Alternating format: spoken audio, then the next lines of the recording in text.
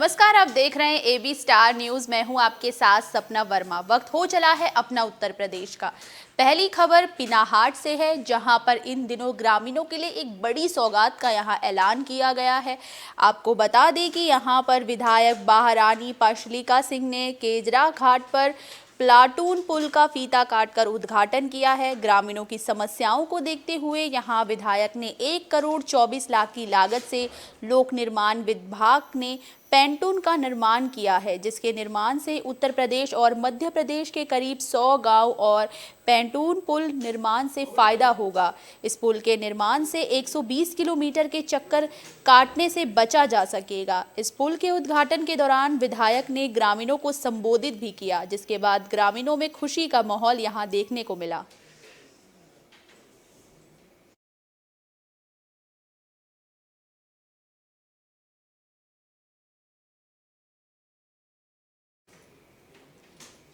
खबर बदायूं से है, जहां पर पुलिस इन दिनों अलर्ट मोड पर देखने को मिली। आपकी जानकारी के लिए बता दें कि यहां पर बिलसी में 2016 से 194 कारतूस गायब होने के मामले की जांच और मुकदमा दर्ज करने के आदेश को एसएसपी ऑफिस में दबाकर रखा गया। जो एसएसपी ओपी सिंह ने जब फाइलों को देखा तो पता चला कि थाना बिलसी में निरीक्षक के हेड मुहीर के खिलाफ धारा 409 में मुकदमा कराया था, जो 30 मार्च साल 2016 को बिलसी के तत्कालीन सीईओ ने थाने के निरीक्षण में किया था, जिसमें शस्त्रागार और कारतूसों का अवलोकन भी किया गया।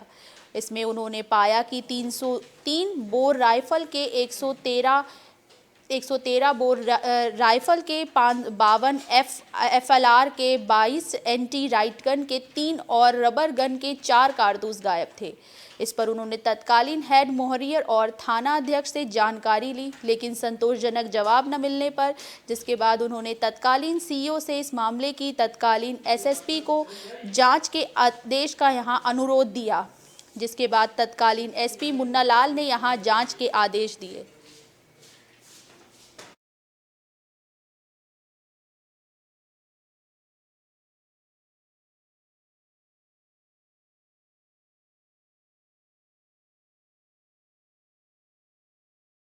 थाना उघैती का प्रकरण है। वर्ष 2016 में तत्कालीन क्षेत्राधिकारी द्वारा अपने थाने के निरीक्षण के दौरान थाने पर कुछ कारतूस और खोखा कारतूस की कमी पाए जाने पर इस संबंध में एक आख्या तत्कालीन एसपी ग्रामीण को दी गई थी।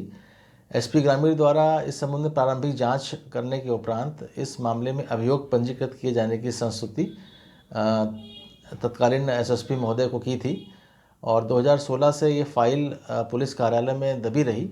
वर्तमान वरिष्ठ पुलिस अधीक्षक महोदय के संज्ञान में आने पर इसमें थाना उघैती पर अभियोग पंजीकृत किए जाने के आदेश दिए गए, जिसमें थाना उघैती पर इसमें अभियोग पंजीकृत कर दिया गया है। और ये फाइल लगातार लंबे समय से पुलिस कार्यालय में दबे होने से जो संबंधित लिपिक हैं उनके विरुद्ध वरिष्ठ पुलिस अधीक्षक महोदय द्वारा विभागीय कार्रवाई के भी आदेश दिए गए हैं।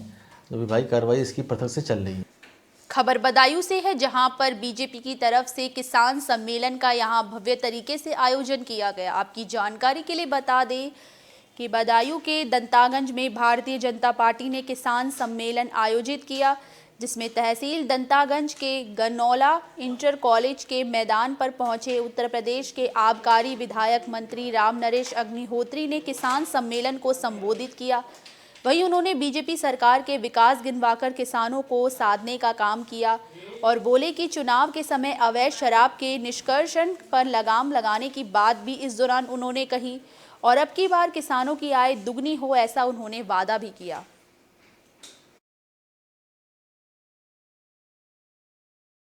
लग रहा है अब तो ना के बराबर है। मैं एकदम नहीं कह सकता हूँ कि एकदम खत्म हो गई है, लेकिन जो पिछली सरकारों में थी वो ना के बराबर है, इसीलिए हमारा राजस्व भी 2.5 गुना बढ़ा है। भाजपा सरकार अगर फिर से आती है तो किसानों के लिए और क्या योजना चलेगी? किसानों की आय 2 गुनी करना ये भाजपा का सबसे बड़ा काम होगा। मंत्री जी, जैसे बीएसपी ने जो नारा दिया है कि भाजपा के पास कुछ नहीं है, ताबड़तोड़ रैलियां इसीलिए कर रही है, तो क्या कारण है? कुछ नहीं है तो फिर क्यों सब भाजपा का ही नाम ले लेंगे? भाजपा ने कुछ नहीं किया है। आने वाले 2022 में उसके पास कुछ तो जनता जवाब नहीं देगी भाई। और ताबड़तोड़ रैलियां और शिलान्यास और ये सब करने जो विरोधी दलों के लोग हैं वो तो ये कहेंगे ही, लेकिन इसका जवाब जनता अभी चुनाव में देगी। कि हमने 5 साल में कुछ किया कि नहीं किया। जो सेवा हमने की है जनता की, वो उसमें परिणाम के रूप में दिखाई देगी। जैसे अभी आपने कहा था कि 24 घंटे बिजली की घटती थी, तो इस क्षेत्र में अभी तक 24 घंटे बिजली नहीं मिल पा रही है, इसके लिए क्या कहना चाहिए? 20 घंटे 24 शहरों में 24 घंटे, देहात में 20 घंटे मिल रही है। खबर बदायूं से है, जहां पर लाखों की चोरी का एक मामला सामने आया है। यहाँ इलेक्ट्रॉनिक्स आइटम्स की चोरी की गई है। आपको बता दें कि यहाँ पर चोरों ने सड़क के स्थित बदायूं शहर के निवासी अनवार की इन्वर्टर बैटरी की दुकान में धावा बोल दिया। जानकारी के मुताबिक चोर दुकान के पीछे लगी किवाड़ तोड़कर अंदर घुसे और दुकान में मौजूद 12 इन्वर्टर, 28 बैटरी, 10 छोटी बैटरी समेत 4 लाख का सामान यहां से चुराकर फरार हो गए। जिसके बाद पीड़ितों ने थाना अध्यक्ष अलापुर को लिखित प्रार्थना पत्र देते हुए यहां कार्रवाई की मांग की है।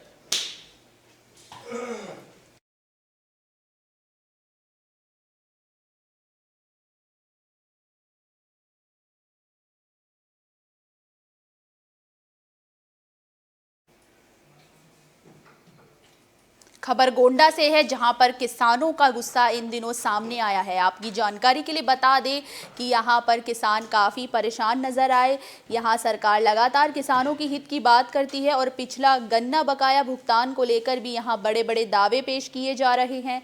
लेकिन गोंडा के बजाज कुंदकुरी शुगर मिल में लगभग 260 करोड़ रुपए का भुगतान ना होने की वजह से यहां सैकड़ों किसानों ने मिल प्रशासन के खिलाफ मिल गेट पर अनिश्चितकालीन धरने पर बैठ गए, जिसमें किसानों ने कहा कि जब तक पिछला बकाया भुगतान नहीं किया जाएगा तब तक आंदोलन अनिश्चितकालीन तक जारी रहेगा। पिछले वर्ष भी किसानों ने आंदोलन किया था, अपने पेड़ पर लिखित बात भी कही थी कि समय से भुगतान हो जाएगा, फिर भी अभी तक ऐसा कुछ नहीं हो पाया।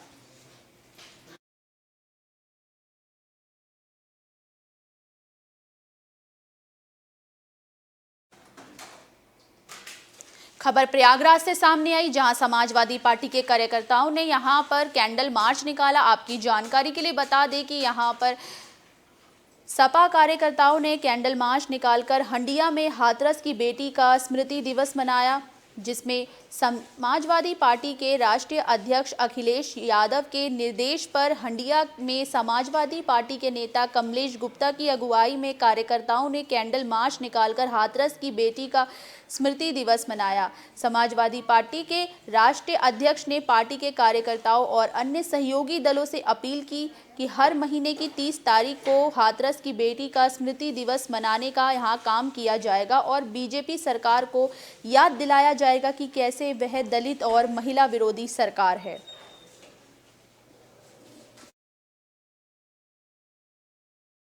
आदरणीय अखिलेश यादव जी के आह्वान पर महीने की 30 तारीख को स्मृति दिवस मनाने के लिए दीप जलाया गया और हाथरस की बेटी को न्याय दिलाने के लिए महीने के हर 30 तारीख को दीप जलाया जाएगा।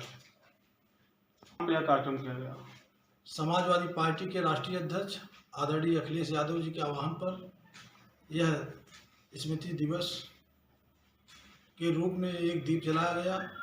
राष्ट्रीय अध्यक्ष ने आज ट्वीट किया है कि यह सरकार दलित और महिला विरोधी है। यह सरकार दलित विरोधी है, महिला विरोधी है। उत्तर प्रदेश में महिलाओं का सम्मान नहीं है। तो कहीं न कहीं यह दीप जलाकर आप बीजेपी के नेताओं को। खबर फिरोजाबाद से सामने आई, जहां ट्रक में भीषण आग लग गई। आग इतनी भीषण थी कि जैसे तैसे यहां कंडक्टर और ड्राइवर अपनी जान बचाकर कूदने में कामयाब रहे।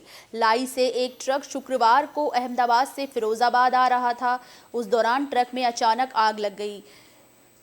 चालक ने आग पर काबू पाने की कोशिश की, लेकिन वो सफल नहीं हो सका और देखते ही देखते कुछ देर में आग ने यहां विकराल रूप धारण कर लिया, जिसके बाद चालक और कंडक्टर ने ट्रक से कूदकर अपनी जान बचाई और ट्रक चालक ने घटना की जानकारी पुलिस को दी, जिसके बाद सूचना पर फायर ब्रिगेड की गाड़ियां यहां मौके पर पहुंची और आग बुझाने के प्रयास में जुट गई।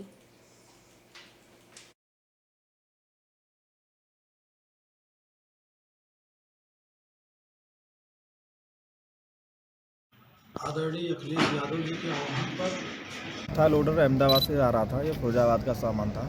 तो इसमें मारुति सुजुकी के सामने एक शोरूम है, उसके सामने ट्रक फिरोजाबाद की तरफ जा रहा था, तो उसमें आग लग गई। उसमें फायर सर्विस की 3 गाड़ियाँ मौके पर जोड़ आग पर काबू पाया गया। कितनी फायर ब्रिगेड की गाड़ी लगी थी? अभी 3 गाड़ियों ने आग पर काबू पाया गया। पूरी तरह से आग बुझा दी है। कोई हताहत की कोई जानकारी? ड्राइवर कंडक्टर को बचा लिया गया है, कोई ट्रक का ही नुकसान हुआ है, कोई करीब कितनी देर पहले ही घटना है? लगभग घंटा 20-25 मिनट पहले की। Thank you.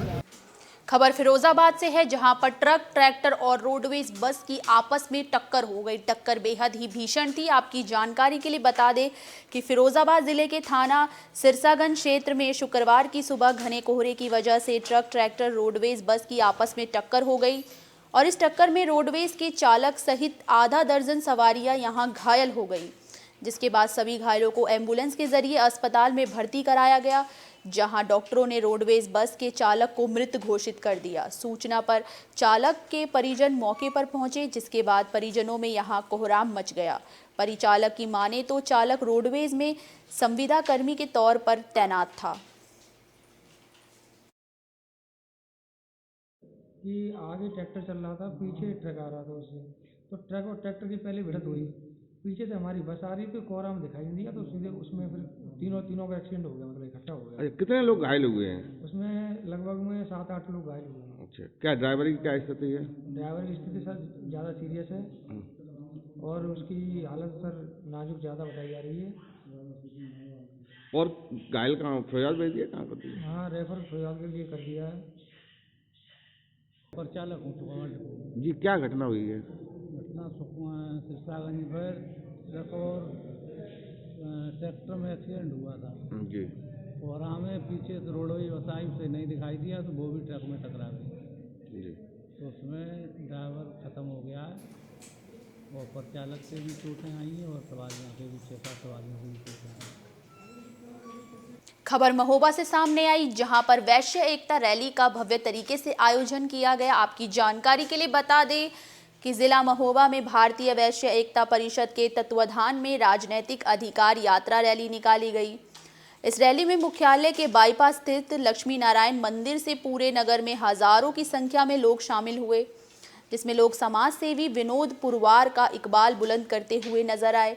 जिसमें राजनीतिक अधिकार यात्रा रैली 5 दिसंबर से शुरू होकर उत्तर प्रदेश के विभिन्न महानगरों और नगरों से होती हुई गुरुवार को वीरों की भूमि महोबा पहुंची है।